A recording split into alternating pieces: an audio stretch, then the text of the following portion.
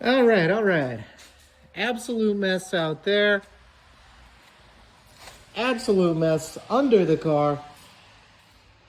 My flex pipe idea is good for a laugh, I tell you what.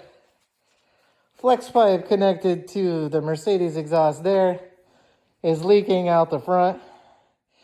I mean, granted, it is probably also due to the fact that I use, the horseshoe clamp with the bridge that goes on top.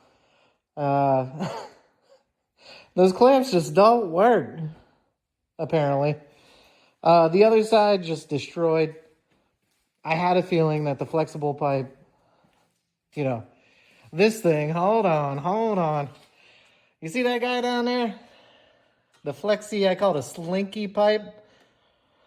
Yeah, I broke it on the other end, so it's wide open, so I'm sure the O2 sensor is like, what is going on? Screw it, I'll just throw fuel in there and hope that makes a difference.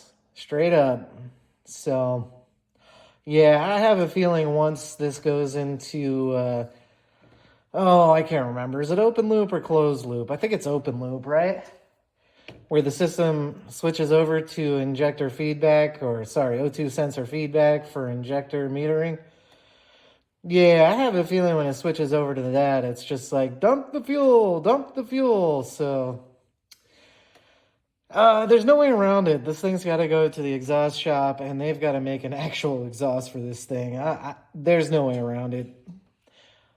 I thought I could do this flexible pipe thing, but looking like a waste of time and a waste of money.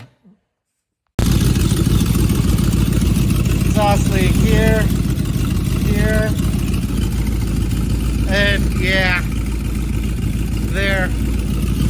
Running very rich, which I do believe is a result of all this just being wide open to the O2 sensor.